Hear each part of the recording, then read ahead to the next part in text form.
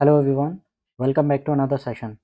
In this video, we are going to start from the question number 26 because in previous two videos we have already seen till the question number 25. So my name is Gufran Chaudhary and let's begin. So after completing this class, आप लोग जो भी आपको PDF provide की जाती है, अगर आप इस लिंक पर क्लिक करेंगे तो यहाँ से आप डायरेक्टली इस वीडियो पर जंप कर सकते हैं. Don't worry about it. And this is the third class. As we know, in previous two videos we have already mentioned कि हमें कैसे इन क्लासेस को लेकर चलना है, कितने वर्ड्स हम करेंगे, क्या क्या चीज़ें करने वाले हैं.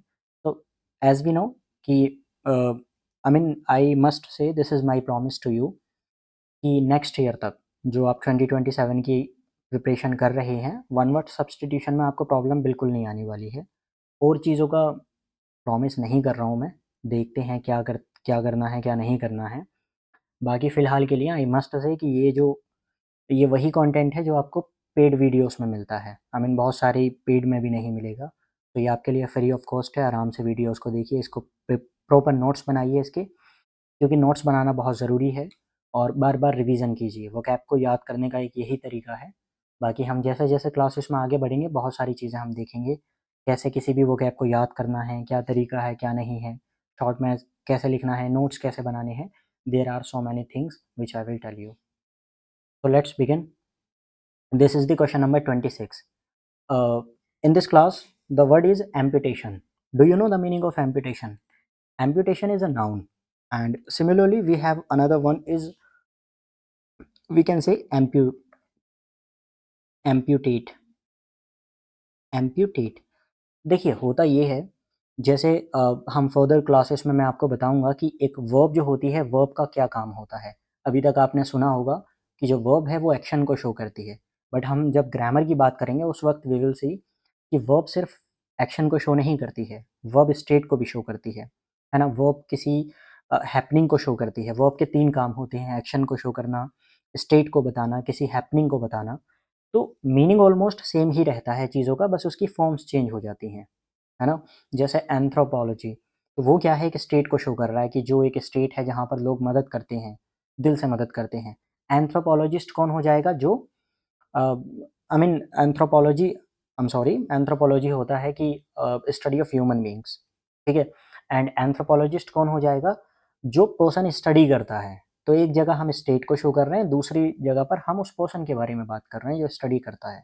तो सिमिलरली फॉर्म्स चेंज होती हैं, मीनिंग ऑलमोस्ट सेम है. ये वर्ब शो करेगी एम्पिटेट, एंड ये जो है ये नाउन को शो करेंगे. सो नाउन का यहाँ पर क्या मतलब हो जाएगा, surgical, we can say surgical, surgical removal of a body part. Surgical removal, surgical removal of a body part. Body part क्या मतलब हुआ इसका. देखिए जो सर्जिकल यहाँ पर ये वर्ड है, ये किससे रिलेटेड होता है, ये मेडिकल ऑपरेशन से रिलेटेड होता है. सर्जिकल, है ना, मेडिकल ऑपरेशन से रिलेटेड. मतलब एक तरीका तो ये है कि अनफॉर्चुनेटली आपका कोई एक्सीडेंट हुआ और उसमें आपकी बॉडी से कोई पार्ट कट हो गया, ठीक है. सो वो क्या था, वो एक नेचुरल प्रोसेस था, या फिर मुझे कहना चाहिए कि अनफॉर्चुनेटली एक्सीडेंट के थ्रू ऐसा हुआ. एक तरीका ये है कि आप हॉस्पिटल में जाएं, और हॉस्पिटल में हो सकता है आपकी कोई भी लेग में, हैंड में, किसी भी चीज़ में आपके कोई बीमारी फैल गई हो जिसकी वजह से डॉक्टर्स को उस पार्ट को काटना पड़े. सो that would B surgical removal of a body part is called amputation. जैसे यहाँ पर है the severe injury made amputation of the leg necessary. यानी कि कोई सीवियर इंजरी हुई थी, लेग में हुई थी, जिसकी वजह से उनको क्या करना पड़ा, उस लेग को कट करना पड़ा. एम्पुटेशन मतलब removal of a body part. जब आप मेडिकली उसको रिमूव करते हैं, that is called amputation. The next word is armistice. What does it mean. कई सारे वर्ड्स अभी रिसेंटली जो वॉर हो रही है उसमें आपको देखने के लिए मिलेंगे. आर्मिस्टिस कहिए, या we can say cease fire. Armistice का मतलब एक्चुअल में क्या होता है, cease fire. So cease fire का तो ऑलमोस्ट सभी ने देखा होगा. हाल फिलहाल में इसराइल ईरान की वॉर हो रही, अमेरिका की वॉर हो रही, तो उसमें कई बार आपको ये टर्म देखने के लिए मिली होगी, सीज फायर. इन डेप्थ हम नहीं जाते हैं फिलहाल के लिए, हम जो है वो ऊपर ही रहेंगे, मतलब सरफेस लेवल से नॉलेज लेंगे. और इसी का ही एक सिनोनिम होता है ट्रूस, ठीक है. Armistice, cease fire and we can say truce. इन सब का मतलब अलग अलग है, सटल चेंज है इनके मीनिंग में, बट फिलहाल के लिए हम जो फोकस करेंगे we will focus on I mean जो जो हमारे एग्जाम ओरिएंटेड वर्ड हैं, ठीक है। सो इसका क्या मतलब होता है, आर्मिस्टिस का मीनिंग क्या है? जब आप किसी भी कंट्री के साथ में क्या करते हैं, फॉर्मल अग्रीमेंट करते हैं, किस चीज़ के लिए? स्टॉप फाइटिंग, यानी कि वॉर को स्टॉप करने के लिए, दैट इज कॉल्ड आर्मिस्टिस। मतलब we can say formal agreement. कैसा अग्रीमेंट है? Formal agreement. हो सकता है आपकी कंट्री से 3-4 लोग गए, उस कंट्री से भी 3-4 लोग आए और आप लोगों ने क्या किया, एक अग्रीमेंट किया, फॉर्मल अग्रीमेंट था। ऐसा नहीं कि ट्विटर पर जो है क्या कर दिया, ट्वीट कर दिया कि नहीं नहीं अब हम 3 घंटे के लिए क्या कर रहे हैं, वॉर को रोक रहे हैं। तो दिस इज फॉर्मल, 3-4 लोग इसमें इन्वॉल्व होंगे। सो फॉर्मल अग्रीमेंट किस चीज़ के लिए? टू स्टॉप, रोकने के लिए क्या? फाइटिंग। Fighting, FIGHTING, fighting. तो ऑलमोस्ट जो सीज फायर है, सीज फायर भी क्या होता है, टेम्परेरी स्टॉप लगा देते हैं किस चीज़ पर आप? फाइटिंग पर। ये क्या करते हैं आप, इसमें टेम्परेरी हॉल्ट कर देते हैं, मतलब कुछ देर के लिए। जैसे दो कंट्रीज आपस में क्या कर रही हैं, वॉर में इन्वॉल्व हैं, और वो कहें कि हम ऐसा करते हैं, सीज फायर कर लेते हैं 3 या 4 दिन के लिए। तो 3-4 दिन तक ना ही तो अमेरिका लड़ेगा और ना ही ईरान उसमें आपस में इन्वॉल्व होंगे। So that is a temporary, हम कह सकते हैं। बाकी आपने फॉर्मल कंप्लीटली अग्रीमेंट कर लिया, डैट विल बी आर्मिस्टिस। और ट्रूस भी ऑलमोस्ट सेम ही इनके सिनोनिम है। So we have 3 meanings, we have 3 words. First is armistice, armistice, cease fire and truce.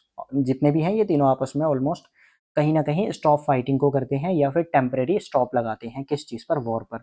जब दो कंट्रीज में चल रही हो, 2 हैं 3 हैं, कितनी भी हो सकती हैं।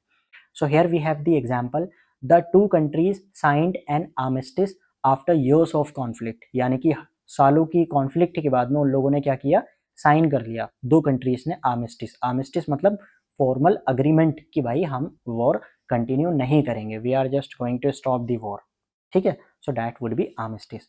बहुत सारे एग्जाम्पल्स हैं यहाँ पर, आप 1-2 बार एग्जाम्पल्स को इनको पढ़ेंगे ना तो आपको बहुत आसानी से ये चीज़ें याद हो जाएंगी, मतलब आराम से आप इनको याद कर सकते हैं इन एग्जाम्पल्स के थ्रू, क्योंकि ये काफ़ी ज़्यादा प्रैक्टिकल एग्जाम्पल्स हैं। Next word is 28 arbitration. It's a legal term, actually it's a legal term. आपको जो है वो जब आप लीगल मैगजीन पढ़ेंगे उस वक्त आपको देखने के लिए मिलेगी। एंड स्पेशली जब आप I mean legal terms specially मैं कराऊंगा, मोर देन 150 हैं जो कि अक्सर एग्जाम में फ्रीक्वेंटली पूछी जाती हैं, एमयू में और जीएमआई में, तो वो हम देखेंगे। उस वक्त हम आर्बिट्रेशन को भी करेंगे। आर्बिट्रेशन फिलहाल के लिए मैं बता देता हूँ, पूछा भी है, आर्बिट्रेटर पूछा है एमयू ने, आई थिंक 23 या 22 में पूछा है ये वर्ड। तो क्या है, आप इसको आई मीन मेथड कह सकते हैं, या एक प्रोसेस है किस चीज़ का? सेटिंग अ डिस्प्यूट इन विच, कोई भी एक पर्सन होता है जिसको आप भेजते हैं, वो बाइस्ड नहीं होता है ना। वो ऐसा नहीं है कि वो इस वाली कंट्री का साथ देगा या इस वाली कंट्री का साथ देगा। वो एक क्या है, एक पर्सन जो है ना, मीडिएटर हम कह सकते हैं, kind of mediator we can say. तो आर्बिट्रेटर कौन होता है? एक न्यूट्रल पर्सन होता है जो डिसाइड करता है डिस्प्यूट को। आर्बिट्रेटर कौन है? एक न्यूट्रल पर्सन है, यानी कि neutral third party gives a decision is called arbitration. हम क्या कह सकते हैं यहाँ पर? तो एक जो है न्यूट्रल पर्सन है, ये बाइस्ड नहीं है, neutral, neutral third party, neutral third party, neutral third party gives a decision, gives a decision without biasedness. Decision क्या मतलब हुआ? सपोज कीजिए आप 2 भाई हैं, या आप 2 भाई की नहीं, 2 फैमिलीज़ की हम बात करते हैं। तो 2 फैमिलीज़ में क्या होगा ना, देयर आर 2 फैमिलीज़, एक ये है, एक ये है। इन दोनों में आपस में डिस्प्यूट चल रहा है। अब इन्होंने क्या किया, इनके ही रिश्तेदार हैं, मतलब ये इनके भी रिश्तेदार हैं, ये इनके भी रिश्तेदार हैं। ये जो थर्ड पार्टी है यहाँ पर, इन्होंने इनको इन्वॉल्व कर लिया कि भई हमारा यहाँ पर क्या कराइए, इसको सॉल्व कराइए, जो ये कॉन्फ्लिक्ट चल रहा है। तो ये क्या है, हो सकता है इस वाली पार्टी से इनके ज़्यादा करीबी हो, या हो सकता है इस वाली पार्टी से इनका ज़्यादा करीबी हो, है ना? तो कहीं न कहीं ये बायसनेस शो करेंगे। लेकिन आर्बिट्रेशन कौन होता है? एक थर्ड पर्सन है, न्यूट्रल पर्सन है, इसको मतलब ही नहीं है। मतलब इस वाली फैमिली से भी मतलब नहीं है इनको, इस वाली फैमिली से भी मतलब नहीं है। This is completely a neutral person. So this is called arbitration. Arbitration ये प्रोसेस हुआ, वो पर्सन, जिस पर्सन को हम भेज रहे हैं वो कौन हो जाएगा? Sir that would B arbitrator. वो आर्बिट्रेटर हो जाएगा। तो नाउन है दोनों ही, ठीक है। मीडिएटर भी बोल सकते हैं, मीडिएशन की हम बात कर रहे होते हैं यहाँ पे। यहाँ पे एक मैंने वर्ड का यूज़ किया, दैट वाज बाइस। बाइस का मतलब जानते हैं? बाइस, बाइस इज़ अ वर्ब। यहीं से ही इसको अगर मैं एडजेक्टिव में कन्वर्ट कर लूँ, सो दैट वुड बी बाइज्ड, यहाँ से मिलकर बनेगा बाइज्ड, ठीक है, बाइज्ड, एंड यहाँ से ही मिलकर बन जाएगा अनबाइज्ड, अनबाइज्ड। हिंदी वालों के लिए, इंग्लिश वाले तो ऑफ कोर्स जो सीबीएसई से हैं वो जानते होंगे, बाइस का मतलब होता है पक्षपात करना। हिंदी में हम कहते हैं ना किसी की साइड लेना, तो हिंदी में यहाँ पर लिख लेना आप लोग पक्षपात करना, किसी पर्सन की साइड लेना। अनबाइस्ड कौन हो जाएगा? जो न्यूट्रल पर्सन है। तो दिस इज कम्प्लीटली न्यूट्रल, मतलब मैं ऐसा नहीं है कि आपका पक्ष ले रहा हूँ, तो ये हो जाएगा एक kind of neutral person, unbiased. बाइस का मतलब ये होता है, बाइस इज अ वर्ब, यहीं से ही एडजेक्टिव बना लेंगे हम बाइस्ड। यहाँ पर एग्जाम्पल में है the company and its employees agreed to resolve the dispute through arbitration, मतलब एक कंपनी है और कंपनी के एम्प्लॉय हैं। अब देखिए जाहिर सी बात है, यहाँ पर ये कंपनी है, यहाँ पर ये कंपनी के एम्प्लॉयज हैं, ठीक है। अगर सपोज कीजिए ये कंपनी जो है ये किसी पर्सन को बुलाएगी, तो वो क्या करेंगे? वो कंपनी का साथ देंगे। ऐसे ही अगर एम्प्लॉयज अपने किसी पर्सन को बुलाएंगे तो ये इनका साथ देगा। इसीलिए इन दोनों ने डिसाइड किया कि हम एक थर्ड पार्टी को इन्वॉल्व करते हैं, और उसी को हम लोग कहते हैं आर्बिट्रेटर, यानी कि वो इनका भी साथ नहीं देगा, वो इनका भी साथ नहीं देगा, जो भी एक डिसीजन होगा न्यूट्रल होकर वो इसको बताने की कोशिश करेगा। Next is anthology. What does it mean? Anthology का मतलब क्या होता है? एग्जाम्पल के थ्रू देखने की कोशिश कीजिए कि एंथोलॉजी क्या है। कलेक्शन की ही बात कर रहे हैं कहीं ना कहीं, लेकिन कलेक्शन या कंपाइलेशन है तो किस चीज़ का है, वही हमें देखना है। तो collection of poems, collection of poems, stories या फिर एसेस इज कॉल्ड एंथोलॉजी, ठीक है। यानी कि कलेक्शन ऑफ, यहाँ पर हम लिख सकते हैं कलेक्शन है, किस चीज़ का कलेक्शन है? कलेक्शन ऑफ पोम्स,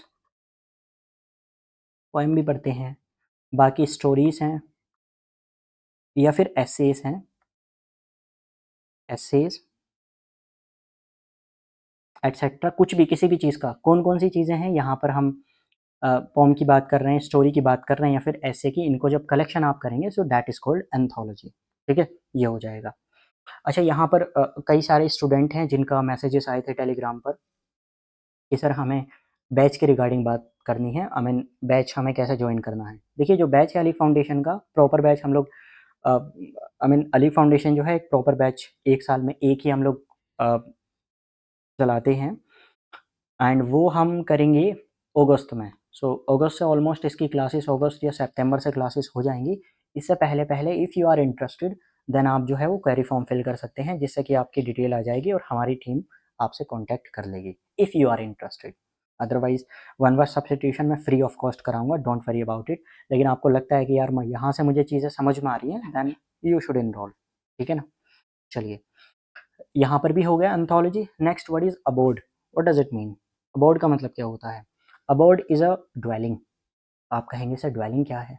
अब मैं कहूँ ड्वेलिंग जो है वो रेजिडेंस है, तो शायद आपको समझ में आए। एग्जैक्टली देखिए, अबोर्ड का ही सिनोनिम होता है ड्वेलिंग। आपको कहीं कहीं पर ड्वेलिंग देखने के लिए मिलेगा, ड्वेलिंग, ठीक है। और इन दोनों का मतलब क्या है? इन दोनों का ही मीनिंग जो है वो रेजिडेंस हो जाएगा। रेजिडेंस बहुत सारे बच्चे तो समझ गए होंगे, यानी कि आपका होम, आपका हिंदी में कहते हैं ना निवास, आपका आवास कहाँ है, निवास स्थान। तो ये हो जाएगा रेजिडेंस, ठीक। बाकी रेजिडेंस आपका क्या होता है? एट दी एंड कहीं ना कहीं होम ही होता है। तो आप चाहे अबोर्ड की बात करें, abode is your home, abode भी होम है, ड्वेलिंग भी होम है, और रेजिडेंस तो रेजिडेंस भी आपस में सबके सब ये क्या है? सिनोनिम्स ही हैं, ठीक। So a place where someone lives, एक तरीका ये हुआ कहने का। दूसरा तरीका आप डायरेक्टली अबोर्ड मतलब होम हो जाएगा, ड्वेलिंग मतलब होम हो जाएगा। So after years of travelling, यानी कि सालों ट्रैवल करने के बाद में ही finally return to his peaceful abode, यानी कि फाइनली सारी दुनिया जहाँ घूमने के बाद में भाई साहब कहाँ पर आए? अबोर्ड, उनके होम आए। होम कहिए या फिर you can say dwelling, dwelling. So he finally his peaceful home or his peaceful abode or his peaceful dwelling. Next word is affidavit. ये भी एक क्या है? It's also a legal term. अक्सर आपको जो है वो देखने के लिए मिलेगी, लीगल टर्म है ये। एंड जब लीगल टर्म्स लीगल मैगजीन पढ़ रहे होते हैं उस वक्त इसको करा दिया जाता है लीगल मैगजीन में ही। क्या चीज़ है एफिडेविट? क्या है?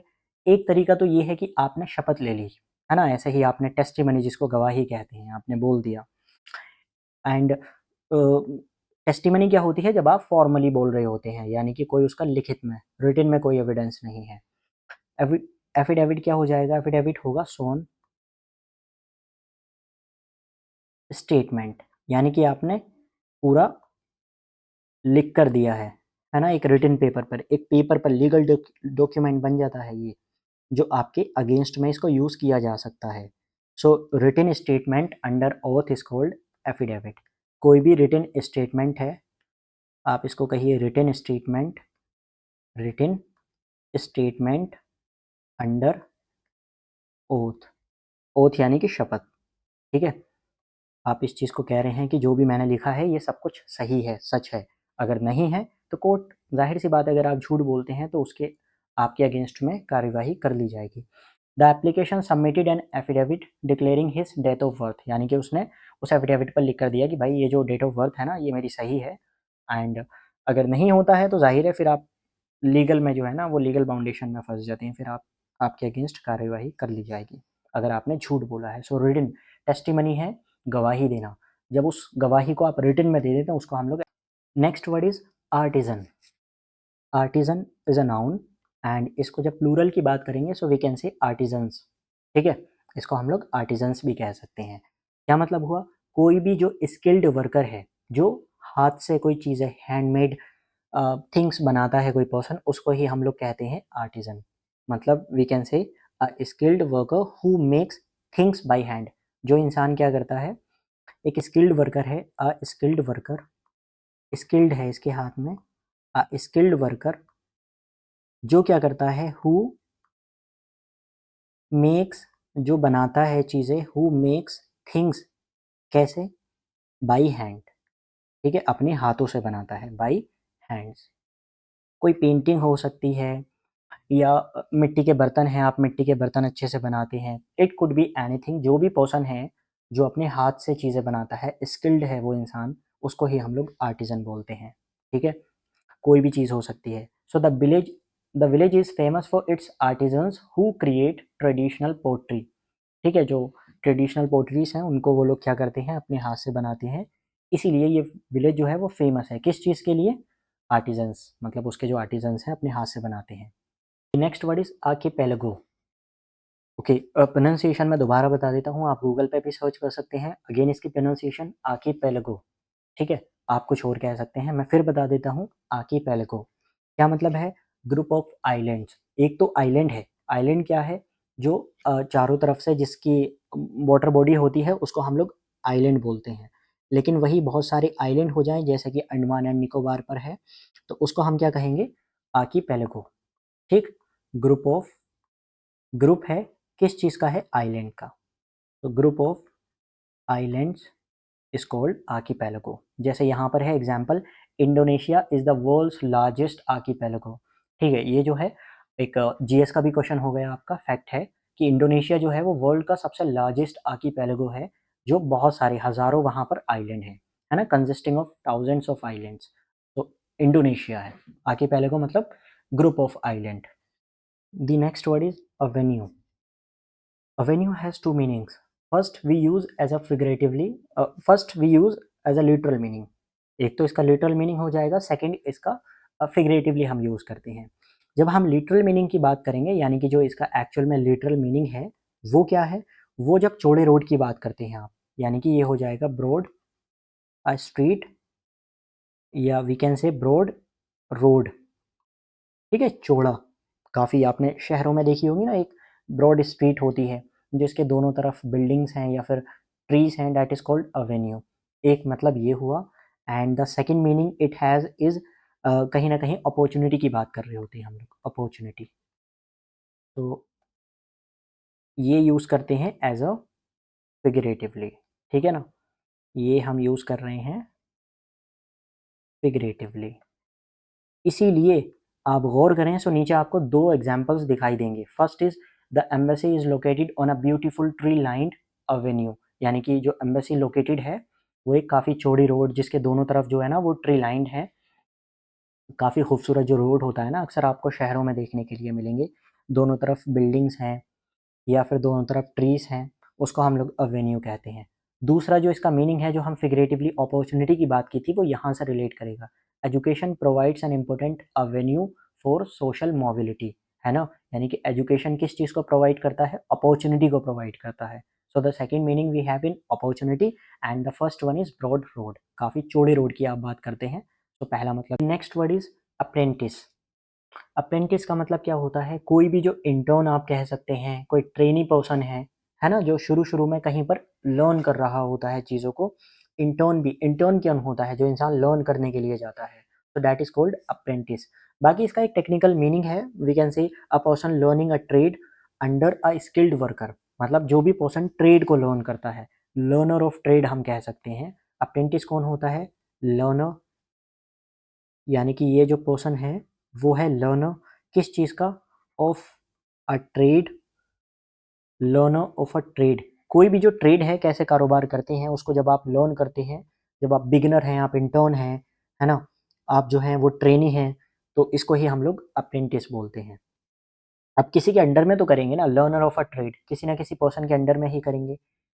If you want you can write here, otherwise there is no need to write. लिखना चाहें तो आप लिख सकते हैं। किसके अंडर में करेंगे, सर जाहिर सी बात है ना कोई पर्सन ही होगा जिसके अंडर में कर रहे होंगे।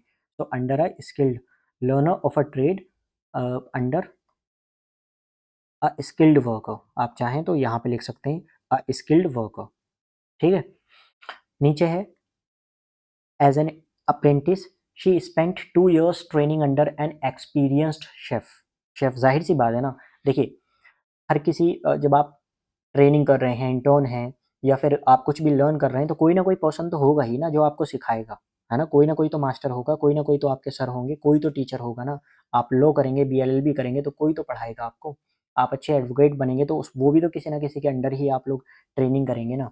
आप एमबीए करेंगे तो वो भी तो किसी ना किसी पर्सन की, कोई ना कोई कंपनी में जब आप इंटर्न बनेंगे ना एज ए जाकर, तो कहीं ना कहीं तो आपको किसी के अंडर में काम करना पड़ेगा। इसीलिए जाहिर सी बात है, ये अंडरस्टूड है, इसके लिए we can remove this. We we can simply say learner of a trade, यानी कि कुछ भी आप लर्न कर रहे हैं, learner of a trade, trade का लर्नर कर रहे हैं, तो उसको हम लोग अप्रेंटिस बोलते हैं।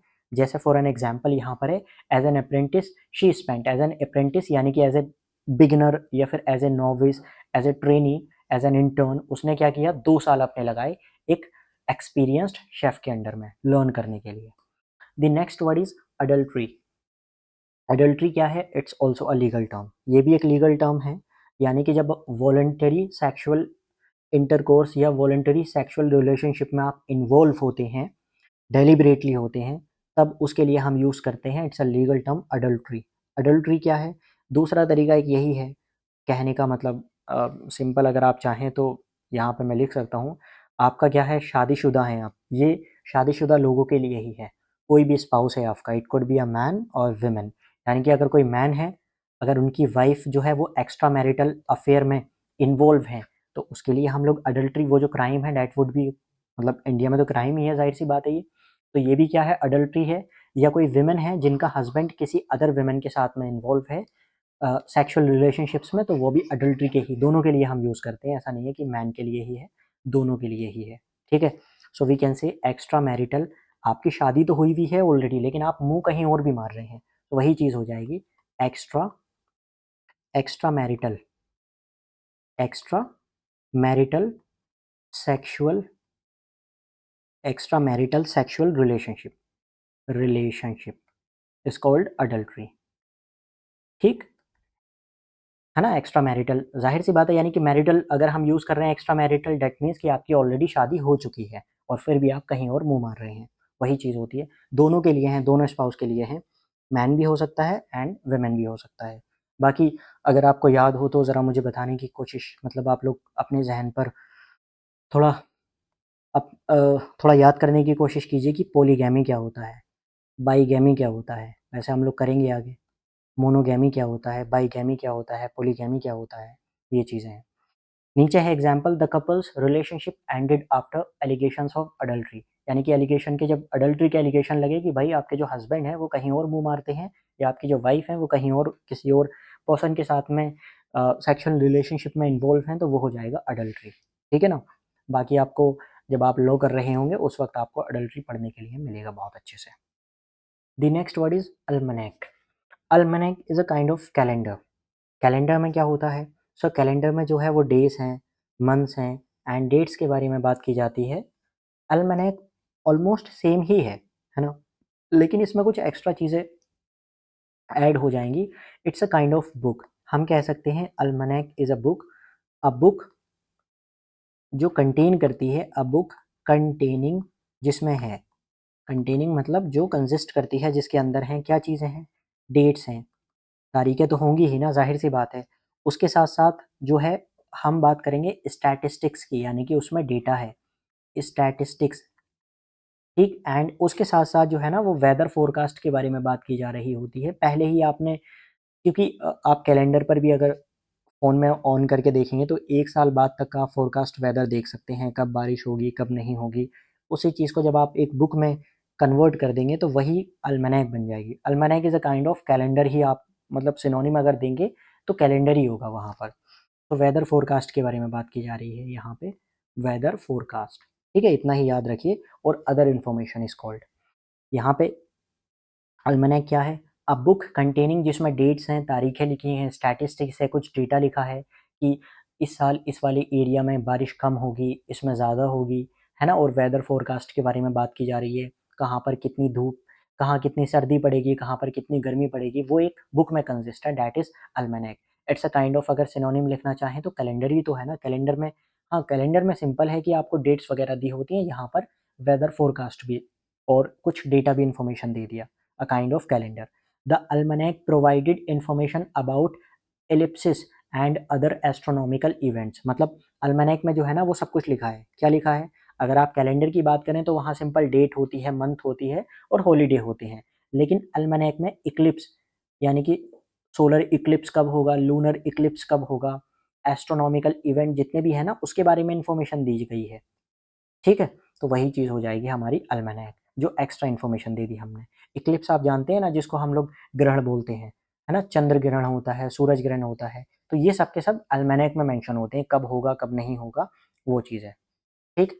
आर्टिलरी, आर्टिलरी का मतलब होता है जो हैवी वेपन्स हैं, है ना? जो हैवी वेपन्स हैं या फिर जो बड़े-बड़े भारी है ना टैंक हैं, या फिर जिसको हम तोप बोलते हैं ना, अपने टैंक जो हैं, टैंकर्स होते हैं, आर्मी के जितने भी हैवी वेपन्स होते हैं उसको ही हम लोग कहते हैं आर्टिलरी। मतलब क्या हो जाएगा? We can say artillery means heavy, जो भारी वेपन्स हैं, हैवी वेपन्स, हैवी वेपन्स, ठीक है? हैवी वेपन्स, ये कह सकते हैं आप इसको। हिंदी वाले लिखना चाहें तो हिंदी वाले लिख सकते हैं तोप वगैरह, जो है ना, जितनी भी तोप खाना या फिर तोप आप कह सकते हैं, ये हो जाएँगी। जो भी किसी भी बैटलफ़ील्ड में हम यूज़ करते हैं, ओके? बड़े-बड़े जितने भी वेपन्स हैं दैट वुड बी आर्टिलरी। यहाँ से कन्फ्यूज़न होनी चाहिए। आपको याद है जब शुरुआत में हमने, मतलब जो लास्ट वाली फर्स्ट वाली हमारी क्लासेस थी उसमें मैंने आपको एक बात बताई थी, आर्सेनल। कोई बता सकता है, किसी को याद है आर्सेनल क्या होता है? सर आर्सेनल जो है ना वो प्लेस है जहाँ पर इन वेपन्स को रखा जाता है। तो वी कैन से, क्या कहेंगे हम यहाँ पर, कह सकते हैं प्लेस, जगह है जहाँ पर, place where weapons are stored, weapons are kept या आर स्टोर्ड, जहाँ रखा जाता है। आर्सेनल था। इसका ही सिनोनिम अगर आपको याद हो तो मैंने कराया था आर्मरी, MOURY। इसका ही एक और जो स्पेलिंग है वो हमारे पास में होती है AR, यहाँ पर जो है ना इट वुड बी MORY, ठीक है? तो ये प्लेस है जहाँ, ये जगह है जहाँ पर इन वेपन्स को रखा जाएगा, और जो ये वेपन्स है खुद में ही उनको, उन वेपन्स को हम लोग कहते हैं आर्टिलरी। जैसे कैनन है, तो कैनन क्या है? कैनन भी एक जो है वो गन होती है, ठीक? The army developed artillery near the border to strength its defence, है ना? वहाँ पर उसने हैवी वेपन्स वगैरह को जो है ना क्या कर दिया, तोपखाना बना दिया, या अपने आप में वेपन्स भी हैं और जगह भी है उन तोप को रखने की। The next word is anatomy. Anatomy is related to biology. आपको पता होगा एनाटॉमी का मतलब क्या होता है? एक ब्रांच है, साइंस की ब्रांच है, ठीक है? जैसे मॉर्फोलॉजी है, ऐसे ही कई सारी ब्रांचेस हैं, उसी में से एक है एनाटॉमी। जो MBBS के स्टूडेंट हैं वो फर्स्ट ईयर में पढ़ते हैं एनाटॉमी। मतलब बॉडी स्ट्रक्चर के बारे में हम बात कर रहे हैं, जो हमारी बॉडी का स्ट्रक्चर है, जो ये ढांचा है, दैट वुड बी एनाटॉमी, है ना? हमारा मतलब कैसे फंक्शन करती है ये बॉडी, कैसे हमारा अंदर से बना हुआ है ये ढांचा। सो साइंस जो किस चीज़ के बारे में बात कर रही होती है, structure of human body, animals या फिर प्लांट्स के बारे में। ठीक है, तो हम कह सकते हैं यहाँ पर body structure, body structure study. यानी कि जब आप बॉडी के स्ट्रक्चर की स्टडी करते हैं, हमारी जो बॉडी का स्ट्रक्चर है ना, इसकी जब आप स्टडी कर देंगे तो कैसे ये जॉइंट हैं आपस में, है ना, हमारी फिंगर्स कैसे जॉइन हैं आपस में, हमारी जो एंकल हैं वो कैसे जॉइन हैं आपस में, तो यही हो जाएगी एनाटॉमी, यानी कि स्ट्रक्चर की स्टडी कर रहे हैं। अब ये किसके लिए हो सकती है, ये बॉडी की भी हो सकती है, आई मीन ह्यूमन्स की भी हो सकती है, एनिमल्स की भी और प्लांट्स की भी। तो यहाँ पर मैं एक्स्ट्रा मैं ऐड कर देता हूँ किसके लिए, स्ट्रक्चर ऑफ बॉडी है तो कैसा है, मतलब ये ह्यूमंस का भी है, एनिमल्स की भी स्ट्रक्चर के बारे में, एनिमल्स और प्लांट्स की भी। जब आप उनका स्ट्रक्चर की स्टडी करेंगे सो दैट वुड बी एनाटॉमी। ये हो जाएगा animals and it would be plants also.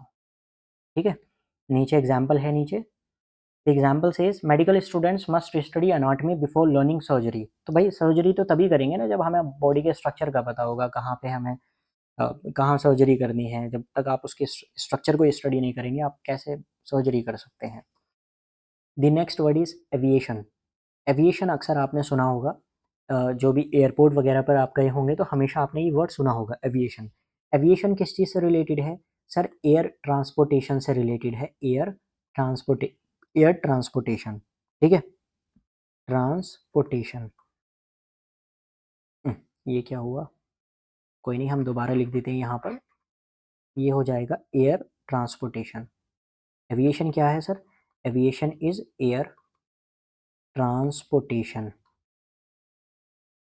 ठीक है, यानी कि एयरक्राफ्ट के बारे में बात कर रहे हैं, एयर ट्रेवल भी आप कह सकते हैं यहाँ पर, एयर ट्रेवल से related is called aviation, air travel. ठीक, एंड दूसरा अगर आप चाहें so you can use a definition that would be, we can say science और प्रैक्टिस ऑफ फ्लाइंग एयरक्राफ्ट, है ना, द स्टडी ऑफ साइंस। ये क्या है, साइंस और क्या है, प्रैक्टिस, साइंस और practice of flying aircraft, flying aircraft. ठीक है, एयरक्राफ्ट हो जाएगा यहाँ। तो जो भी एयर से रिलेटेड है, यहीं से ही एम यूनिट 2023 या 2024 में एक वर्ड पूछा था, एल्टीट्यूड। तो एल्टीट्यूड, सर ये एल्टीट्यूड का मतलब क्या होता है, एल्टीट्यूड हम हाइट को ही तो बोलते हैं, तो सर फिर हम हाइट क्यों नहीं बोलते, क्योंकि जब आप आसमान मतलब ऊपर की ऊंचाई की बात करते हैं तो उसको हम लोग एल्टीट्यूड कहते हैं, कि हमारा जो एयरक्राफ्ट है वो कितने, ये नहीं कहेंगे कितनी हाइट पर है ना, 50 फीट, 60, 70, 80 कितने, या कितने मीटर, 500 मीटर हाइट पर है, 600 मीटर हाइट पर है, नहीं नहीं नहीं, वहाँ पर जब एविएशन इंडस्ट्री की बात की जाती है वी यूज़ एल्टीट्यूड, आपका जो एयरक्राफ्ट है वो कितने एल्टीट्यूड पर है। सो एल्टीट्यूड का मतलब होता है हाइट, HEIGHT, हाइट। ठीक, जैसे यहाँ पर है, he wants to build a career in aviation as a commercial pilot. तो वो भाई साहब जो है वो क्या करना चाहते हैं, एविएशन, एविएशन मतलब एयर ट्रांसपोर्टेशन, एयर ट्रैवल, और जो भी एयरक्राफ्ट से रिलेटेड चीज़ें हैं दैट विल कंसिस्ट एविएशन। ठीक है, सो यहीं तक थी हमारी ये क्लास, एंड या 40 वर्ड्स हम कर चुके हैं। धीरे धीरे, don't worry about it, we have sufficient time to complete this one word substitution series. इसी के साथ साथ जो बच्चे बैच को, आई मीन जिन बच्चों को भी बैच को ज्वाइन करना है अलिफ फाउंडेशन के, आप लोग ये जो वीडियो है इसके कमेंट में जो है हम लोग क्या करेंगे, एक फॉर्म दे देंगे आपको, लिंक दे देंगे, तो आप उसको क्वेरी फॉर्म फिल कर दीजिएगा, उसके अकॉर्डिंग आपको बाद में कॉल कर ली जाएगी, जो भी टीम है वो आपसे कांटेक्ट कर लेंगे। ठीक है, एंड तब तक के लिए आप फ़िलहाल के लिए तो यही देखिए, फ्री ऑफ कॉस्ट जब आपको मिल रहा है तो क्यों परेशान होने की ज़रूरत है। हाँ, उसके बाद में आपको है कि नहीं नहीं मुझे जो वन वर्ड सब्स्टिट्यूशन के साथ साथ ईडीएम फ्रेजेस है वो भी मुझे सेपरेट एक प्रॉपर वे में चाहिए, कि सिर्फ कोई मुझे ये बता दे कि बस इतना पढ़ लो इसमें से आ जाएगा। So don't worry about it, you can join the अलिफ फाउंडेशन बैच। ठीक है, इसी के साथ साथ वोकेबलरी, प्रॉपर वोकेबलरी हम करेंगे जिसमें 15 to 2000 वर्ड्स होंगे, एंड उसके साथ प्रॉपर ग्रामर हम करेंगे। तो वो चीज़ें आपको समहाउ जो है वो बैच में मिलेंगी। बाकी यहाँ पर जितना हो सकता है मैं बिल्कुल पूरी कोशिश करूँगा कराने की और कराएँगे ही। और इनका अभी तो हमें क्वेश्चन प्रैक्टिस भी करनी है ना, जितनी भी चीज़ें हम पढ़ रहे हैं इनको क्वेश्चंस में भी हमें देखना है कि जब क्वेश्चन आता है तो कैसे 2 ऑप्शंस को एलिमिनेट करते हैं एंड उसी के साथ-साथ हम जो है वो कैसे किसी करेक्ट मार्क को, जब हमें पता भी नहीं हो क्वेश्चन का आंसर, तब भी हम कैसे टिक लगाते हैं, गेस कैसे करते हैं। ठीक है? This is a art and also this is a science. इसी के साथ-साथ कॉम्पिटिशन आप जानते हैं बहुत ज़्यादा टफ है। इस बार की 2026 की बात करूँ तो अगर आपके 65 प्लस मार्क्स हैं तब जाकर आप समझिए कि एज़ एन एक्सटर्नल आपको मेन कैंपस मिलेगा। इंटरनल भी इस बार कट ऑफ बढ़ गई, 55 प्लस होने चाहिए थे, 56 प्लस होने चाहिए थे आपके, अगर आपको सेफ ज़ोन में आना था मेन कैंपस के। तो यार जैसे-जैसे टाइम आगे बढ़ रहा है वैसे-वैसे जो कट ऑफ है वो भी बहुत हाई हो रही है कट ऑफ। तो आप मान कर चलिए अगर आप एज़ एन एक्सटर्नल हैं तो आपके मार्क्स जो है ना वो 66 प्लस होने चाहिए अगर आपको मेन कैंपस सिक्योर करना है। और अगर आप इंटरनल हैं तब भी आपको 56 आपको मार्क्स चाहिए। और ये मार्क्स लाने के लिए आपको बहुत ज़्यादा डेडिकेशन के साथ तैयारी करनी है। This is the best time to prepare for this exam. अभी बच्चे क्या हैं, अभी छुट्टियाँ चल रही हैं, अभी तो बच्चे सितंबर अक्टूबर में जाकर तो सोचते हैं कि चलो यार अब बीएलएलबी की तैयारी हम कर लेते हैं। तब तक जो बोर्ड वाले हैं वो परेशान हो जाते हैं क्योंकि आपके बोर्ड एग्ज़ाम आ जाते हैं। तो वो टाइम सही नहीं है, उस वक़्त पैनिक होता है। This is the best time. आप पूरा महीना जून तैयारी कीजिए, वोकैब्युलरी टाइम लेती है ना? Vocabulary and Rome was not built in a day. इनमें टाइम लगता है, टाइम लगेगा आपको इनको लर्न करने में। आज याद करेंगे, कल भूलेंगे, परसों याद करेंगे, फिर भूलेंगे, फिर याद करेंगे, फिर भूलेंगे। This is the process. चलिए, थैंक यू सो मच।